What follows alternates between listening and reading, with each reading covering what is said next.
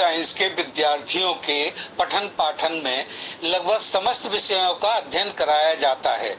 जहां तक यह प्रश्न उठता है कि युद्ध क्या होता है, तो यह समझाया जाता है कि युद्ध दो व्यक्तियों या दो राष्ट्रों के हितों के टकराव से जो संघर्ष उत्पन्न होता है उसे युद्ध कहते हैं। ये संघर्ष अधिकांशतः रक्त रंजित होते हैं। युद्ध मुख्यतः दो प्रकार के होते हैं, पहला हिंसात्मक संघर्ष तथा दूसरा अहिंसात्मक संघर्ष। और आगे इन दोनों का अन्य भिन्न भिन्न प्रकार के में वर्गीकृत किया जा सकता है, जैसे टोटल वार, लिमिटेड वार, प्रॉक्सी वार, गुरिल्ला वार, और इन सब में बड़ा है न्यूक्लियर वार। युद्ध के बारे में उन विद्यार्थियों को समस्त सामरिक, राजनैतिक, मनोवैज्ञानिक, सामाजिक ज्ञान के अतिरिक्त उनके क्रियान्वयन, तकनीकियों एवं राजनीतिक तत्वों आदि को बारीकी से अध्ययन कराया जाता है।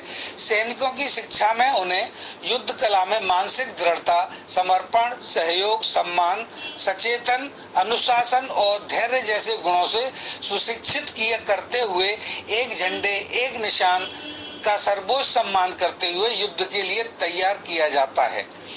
उन्हें आपसी समन्वयन, सहयोग, सम्मान एवं त्याग एवं बलिदान के महत्व के साथ साथ भौगोलिक परिस्थितियां, दिशा ज्ञान जैसी आवश्यकताओं को रेखांकित कर उनके महत्व को समझाया जाता है।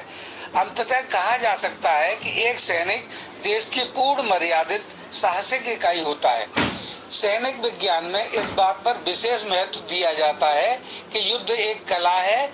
इसके अंतर्गत पूर्वकालिक युद्धों के विवरण जैसे आकार, प्रकार, कारण, युद्ध विशेष में प्रयुक्त तकनीकों और युद्ध के परिणाम का अध्ययन तथा यह भी कि युद्ध विशेष में कैसे संकेत उभरे थे, कैसे उत्पत्ति हुई, युद्ध टालने के कैसे प्रयास हुए, क्या रणनीतियां बनी, किसने संचालन किया, युद्ध के मध्य में कैसी कैसी रणनीतियां बदली गईं और अंततः युद्ध की क्या समयावधि थी और क्या परिणाम निकला।